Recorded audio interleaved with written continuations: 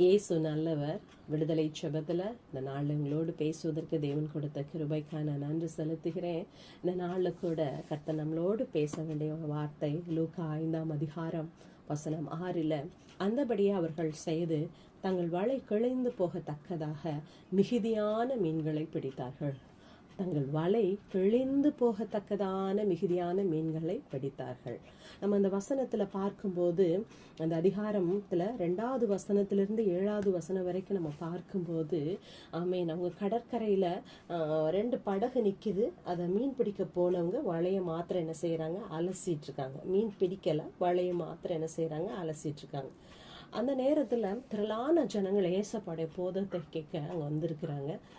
ஏசப்பா பார்க்கும்போது அந்த கடற்கரையில் 2 படகு மாத்திரம் இருக்குது. அது ஒன்று சீமோன் பேதுருடைய படகு.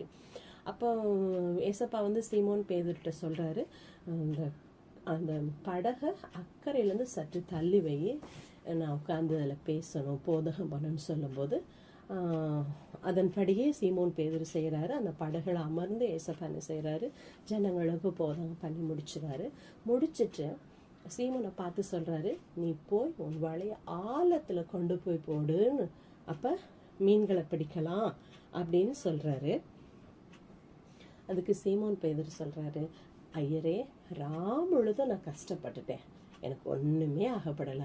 ஆனா இப்ப நீங்க சொல்றீங்களே, உங்க வார்த்தை நிமித்தம் நான் அதை நான் செய்யறேன்னு சொல்லிட்டு, அப்பதான் 6ஆம் வசனத்துல சொல்றாரு, அந்தபடியே அவர்கள் செய்தார்கள்.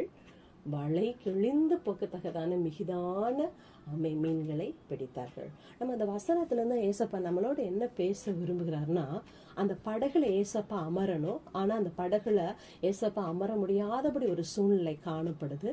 அதனால சீமோன் பேதுருவை பார்த்து அதை சற்று தள்ளி வைன்னு சொல்றாரு. அது போல நம்ம வாழ்க்கைங்கிற படகுல ஏசப்பா அமரணும்னு விரும்புறாரு. ஆனா அதுல நம்ம வாழ்க்கைங்கிற படகுல, நம்ம குடும்ப படகுல உட்கார முடியாதபடி ஏதோ ஒரு காரியம் இருக்கு.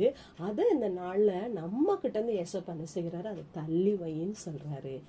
நம்ம அதை தள்ளி வைக்கும் போது நம்ம படகுல ஏசப்பா என்ன செய்வாரு, அமருவாரு. ஏசப்பா அமர்ந்த படகு, நம்ம வசனத்துல 7வது வசனத்துல நம்ம படிக்கும்போது, அந்த படகு அமிழத்தக்கதான மீன்களை பிடித்தார்கள் என்று, அந்த 2 படகு அமிழ்ந்து போகத்தக்கதான மீன்களை பிடித்தார்கள் என்று வசனம் சொல்லுது.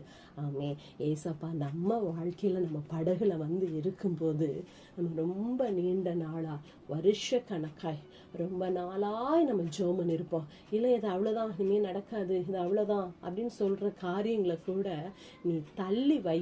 அந்த காரியத்தை தள்ளி வை.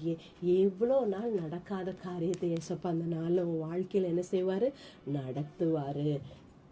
வலை கிழிந்து போகத்தக்கதான ஆசீர்வாதத்தை கொடுத்த கர்த்தர் இந்த நாளிலே உன் வாழ்க்கையிலையும் ஆமேன் ஆமேன் திரளான ஆசீர்வாதம், மிகுதியான ஆசீர்வாதத்தை ஏசப்பா நிச்சயம் செய்வாரு. அதற்கு நம்ம என்ன செய்யணும், ஏசப்பா நம்ம படகுல வர்றதுக்கு என்ன காரிய தடையா இருக்கு, அதை என்ன செஞ்சிடணும், தள்ளி வைக்கணும்.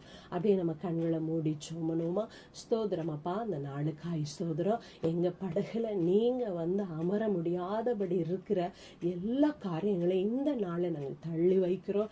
நீங்க எங்க படகுல அமருங்க அப்பா. எங்க படகுல அப்பா நீங்க அமரும்போது அப்பா தகப்பனே, அப்பா நீண்ட நாட்களுக்காய், அப்பா வருடக்கணக்காய் எங்க வாழ்க்கையில நடக்காத காரியங்கள் எங்க வாழ்க்கையில நடக்க நீங்க கிருபை செய்யுங்க ஏசப்பா. அன்று பேதருக்கு முழுது பிரயாசப்பட்டு ஒண்ணு கிடைக்கல, ஆனா உங்க வார்த்தையின்படி செய்தது போல அப்பா அவனுக்கு வலை கிழிந்து போகத்தக்கதான ஆசீர்வாதத்தை கொடுத்தீங்களே, அதே போல இந்த நாள்ல நாங்க உங்க வார்த்தையின்படி செய்கிறோம்.